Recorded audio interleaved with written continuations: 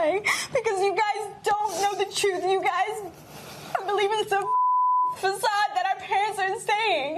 This is all lies for money. And if you can't see that, you're ignorant and you're stupid as because you want to be. So emotional, so many new developments in this R. Kelly controversy since Wednesday. That's 21-year-old Azriel Clary getting emotional in a sit-down interview with Gayle King on CBS this morning. This comes just one day after an explosive interview with R. Kelly addressing the allegations against him and his charges of 10 counts of aggravated criminal sexual abuse. King sat down with Clary and 23-year-old Jocelyn Savage, who both live with Kelly and say they are his girlfriends. Throughout the interview, the women became increasingly frustrated, saying that Kelly is not holding them against their will and has not brainwashed them into an unhealthy and controlling relationship. Both Savage and Clary insisted that their parents are speaking out against Kelly because of financial motivations, even saying that her parents encouraged her to make sexual videos with R. Kelly to later use as blackmail. During the interview, King asked about the nature of their current sexual relationship with R. Kelly, but Clary declined to comment on that and their sex life. Later on, she insisted that she did not have sex with Kelly while she was 17 years old, an allegation her father asserted to King on Wednesday. Now, Savage agreed with Clary, saying both our parents are basically out here trying to get money and scam. Now, Savage's parents are continuing to go public in an attempt to regain contact with their daughter, who they say they haven't talked to in 2 years. Take a look at this. It was emotionally disturbing for all of us. I sit there and I wanted to not just pray for my daughter, but pray for Mr. Kelly to get some type of healing. We won't stop until we have our answers and make sure your well-being is okay and that you're safe and sound. So while Savage's parents were speaking out Wednesday, R. Kelly was headed to court for a hearing over unpaid child support.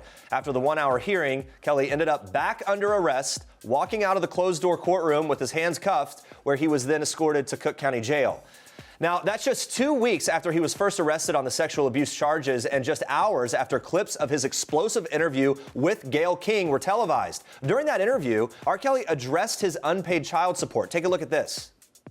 How can I pay child support? How? If my ex-wife is destroying my name and I can't work, how can I work?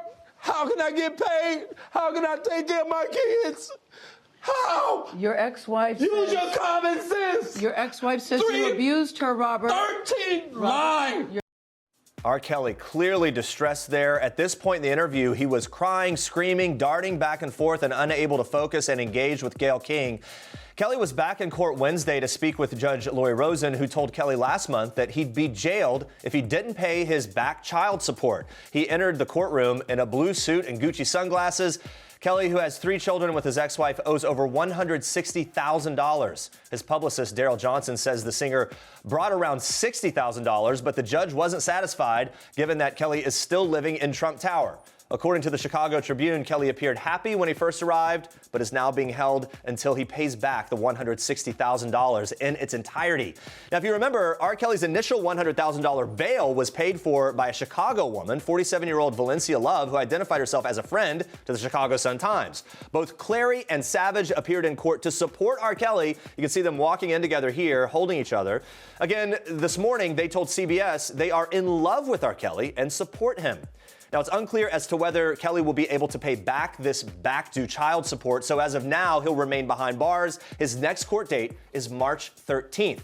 To add to the pile of developments with R. Kelly and charges and allegations, the singer is now also under investigation in the city of Detroit, as according to CBS reports. Police Chief James Craig says the department is eagerly awaiting to speak to the alleged victim. The person's alleging that R. Kelly first had sex with her when she was only 13 years old. Detroit detectives are looking into allegations that Kelly and the girl first engaged in sexual intercourse at an undisclosed hotel in December of 2001. The woman also alleging that Kelly later transmitted her herpes when she was 17 years old. So much to unpack there. Check out people.com for more details.